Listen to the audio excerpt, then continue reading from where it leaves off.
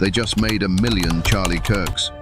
That was the viral claim, echoing through social media after Tommy Robinson's march in London, a line meant to shock, to inspire, to declare that one man's death had multiplied into a movement. But what does it really mean? How can one man, a single mortal figure, suddenly become 1 million? Is this just exaggeration? Propaganda? A rallying cry in the heat of anger? Or is it something deeper, a glimpse into the unconscious forces that shape crowds, movements, and even nations? Carl Jung warned us, when the shadow is denied, it does not disappear. It grows, it gathers in the dark, waiting for the moment to erupt in powerful symbols. And sometimes that eruption comes in the form of a single phrase, a phrase that captures both grief and fury, both devotion and projection. They made 1 million Charlie Kirks is not about arithmetic. It is about psychology. It is about the collective shadow breaking through into speech. In this video, we will explore the hidden meaning of that phrase. We will ask, how does a man's death turn into a myth? How does tragedy become the fuel of movements? And how does Jung's concept of the shadow help us understand the dangers and the possibilities within this moment? Because this is not just about Charlie Kirk, it is about us, about the unconscious forces we all carry. For unless we face them, they will shape our fate, and we will call it destiny. The event and the claim. On September the 13th, 2025, tens of thousands gathered in London. It was called the Unite the Kingdom March, organized by far-right activist Tommy Robinson. Reports varied. Police estimated around 110,000. Supporters claimed more. Some even declared it was over 1 million patriots. But numbers alone were not what caught the world's attention. It was the words, the viral phrase that shot across X and Telegram. They just made 1 million Charlie Kirks. Suddenly, Charlie Kirk, a conservative firebrand from America, assassinated days earlier at Utah Valley University, was being invoked on the streets of London. Not as one man, but as a symbol, not as a victim, but as a multiplying force. This raises haunting questions. How does the death of an American figure become a rallying cry for British protesters? Why did people not just say, "We are angry," or "We will not be silenced"? Why did they say instead, 1 million Charlie Kirks? Here, exaggeration is not the point. Yes, 1 million is far beyond reality. But in the psychology of the crowd, the truth is not measured in statistics, it is measured in symbols. And in this case, the symbol was Charlie Kirk. Stretched, amplified, multiplied 1 million times over. Carl Jung would call this a moment of psychic projection, a place where unconscious energy leaps out of individuals and fuses into a collective image. They made 1 million Charlie Kirks is not about how many people marched. It is about how one man's death was transformed into a myth the crowd could carry, a myth the movement could amplify, a myth that would not remain one life lost, but one life reborn in 1 million bodies. Archetype of the martyr. Throughout history, whenever a leader, prophet, or dissenter is struck down, something strange happens. The individual dies, but their image multiplies. The mortal body falls, but the symbolic body rises. Carl Jung would call this the power of the archetype. The archetype of the martyr is as old as civilization itself. The one who suffers, the one who dies, is transfigured into more than themselves. Think of Socrates drinking the hemlock. Think of Abraham Lincoln cut down in a theater. Think of Martin Luther King Jr. assassinated on a balcony in Memphis. Each became in death larger than life. Each was reborn in the minds of millions as a symbol. Now, Charlie Kirk. To his critics, he was polarizing, a figure of controversy. But in death, to his followers, he became something else. Not just a man, not just a commentator, but a martyr. A vessel into which the crowd could pour their anger, their grief, their unspoken fears. This is why people shouted, "They just made 1 million Charlie Kirks." Because in the psyche of the crowd, Charlie Kirk was no longer singular. He had become an archetype. His death had given him a mythic body, a body that could be replicated, carried, multiplied across nations. Jung warned us, the archetype is powerful because it speaks to the unconscious. We do not choose to make a martyr. The psyche demands it. The archetype erupts when conditions are right, when fear and longing are too great to contain. And so the martyr archetype possessed the crowd. In their chant, their exaggeration, their myth-making, they revealed a timeless truth. The man had died, but the symbol had been born. Projection and the collective shadow. Carl Jung taught us that what we cannot face within ourselves, we project outward.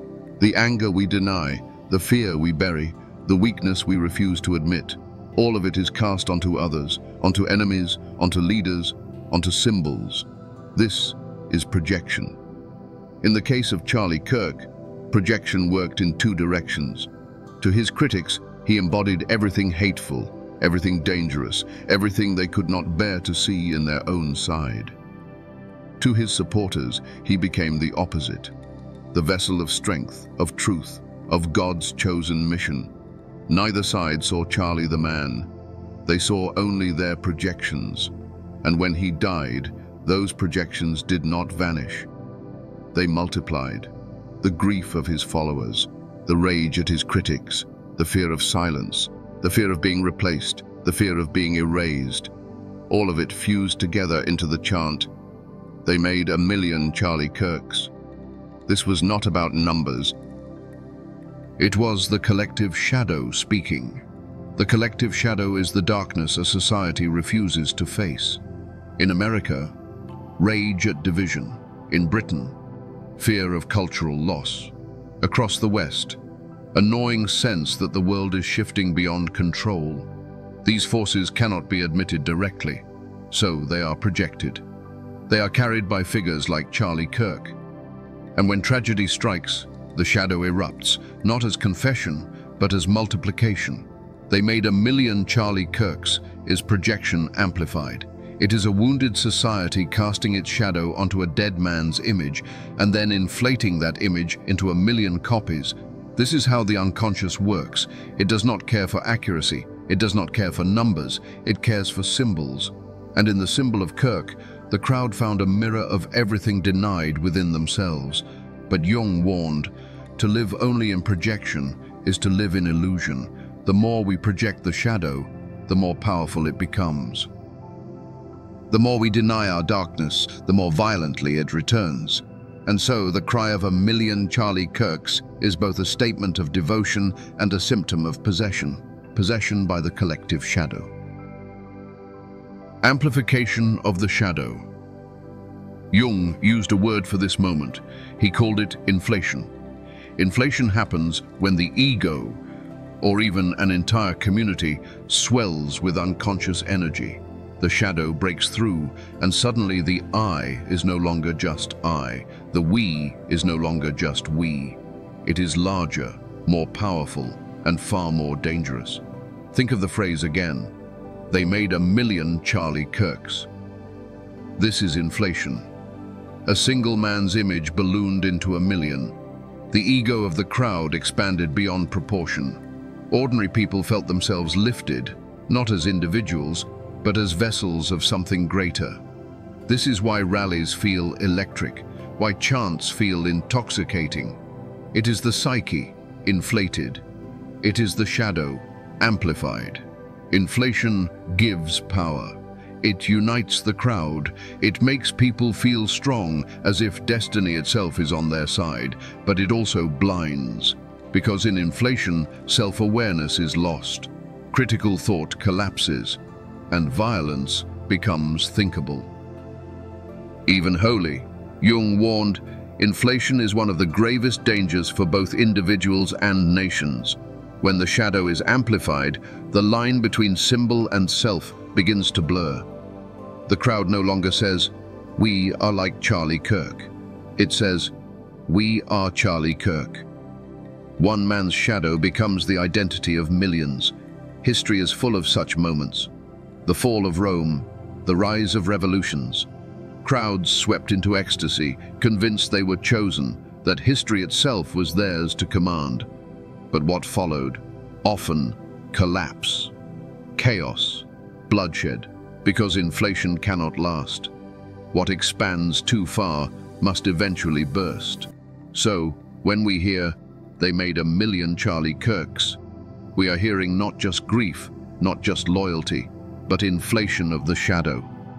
A psychic storm that can empower a movement, but also consume it. The question Jung would ask is not, is this inspiring, but where does this lead? Because inflation, unchecked, leads not to rebirth, but to destruction. Between awakening and danger. In the days after Charlie Kirk's death, a new phrase spread online. Some called it the Charlie Kirk effect. They said a mass spiritual awakening was happening, that people were leaving the darkness of politics, turning from Satan and finding God again. For his supporters, the tragedy was not just loss. It was a spark, a chance to rise, a reason to believe that even in death, Charlie had multiplied his message. On the surface, this looks like hope, and perhaps in part it is, because grief can awaken. Death can jolt us into seeing life more clearly. Moments of rupture can open doors to new meaning. But Jung would caution us, not every awakening is what it appears to be. There are two paths here. The first is true awakening, when tragedy makes us reflect, turn inward, and confront the shadow within. When we ask hard questions, what am I afraid of? Why do I project my fear onto others? How can I respond with forgiveness, not revenge? This path transforms loss into wisdom. It integrates the shadow. It heals. The second path is danger. When we confuse projection with awakening, when we call our rage holy, when we label enemies as Satan and ourselves as God's army. This is not awakening. It is possession by the shadow. It feels transcendent, but it is only inflation. The ego disguising its fury as spiritual destiny. This is why Jung's warning matters now, because a movement that claims awakening may, in truth, be doubling down on denial, denying its shadow while projecting it outward onto liberals, onto foreigners, onto anyone it names evil. And the more it projects, the stronger the shadow grows. So we stand at a crossroads. Charlie Kirk's death could become a call to integration, to forgiveness, dialogue, and genuine rebirth. Or it could become a rallying cry of possession. A moment where grief hardens into ideology, and ideology calcifies into hate. Between awakening and danger, the difference is subtle, but the consequences are vast. One path heals, the other destroys. And only by facing our shadow, honestly, courageously, can we tell the difference. Jung's call toward integration. Carl Jung never promised that facing the shadow would be easy, but he insisted it is the only path to wholeness. Until you make the unconscious conscious, it will direct your life, and you will call it fate. This truth applies not only to individuals, but to entire nations, to entire generations. Right now, the cry of, "They made 1,000,000 Charlie Kirks," echoes with danger, but also with possibility. Danger, if it becomes another projection, if it hardens into rage, into hatred of the other, if it convinces a movement that it is holy to destroy, but possibility, if it becomes a mirror, if it awakens us to our own darkness, if it teaches us to integrate what we fear, what we deny, what we refuse to face. Integration begins with honesty, to admit our fear of change, to name our grief, to recognize our anger, not to project it outward, but to take responsibility for it. Integration continues with dialogue. With the courage to listen to those we call enemies, with the humility to see their humanity even when we disagree, and integration blossoms with forgiveness, because forgiveness is not weakness, it is strength. The strength to break the cycle of vengeance, the strength to say, "I will not let the shadow rule me." This is Jung's call. not to destroy the shadow, but to integrate it, not to silence the pain, but to transform it, not to honor the dead with more death, but with life, with hope. Charlie Kirk's death is a tragedy, but tragedy does not dictate destiny. We do. We can choose projection, inflation, and possession, or we can choose awareness, integration, and renewal. The shadow will not vanish, but if we face it, if we own it, then it no longer owns us. So let this moment not create a million shadows. Let it create a million awakenings, for only then can we honor the fallen and build a future not ruled by fear, but guided by hope. So what do we do with this moment? Do we let the shadow possess us, turning grief into vengeance and tragedy into more division? Or do we face it, own it, and transform it into something higher? Carl Jung showed us our fate is not sealed. It is shaped by whether we integrate the shadow or deny it. Now I turn to you. When you hear the words, "They made a million Charlie Kirks," what do you feel? Is it rage? Is it grief? Is it hope? Share your thoughts below, because dialogue, honest, difficult dialogue, is the first step toward healing. If this journey through Jung's psychology helped you see the moment more clearly, subscribe for more explorations. Share this video with someone who needs to hear it. And remember, the shadow is not the end of the story. It is the beginning. If we have the courage to face it,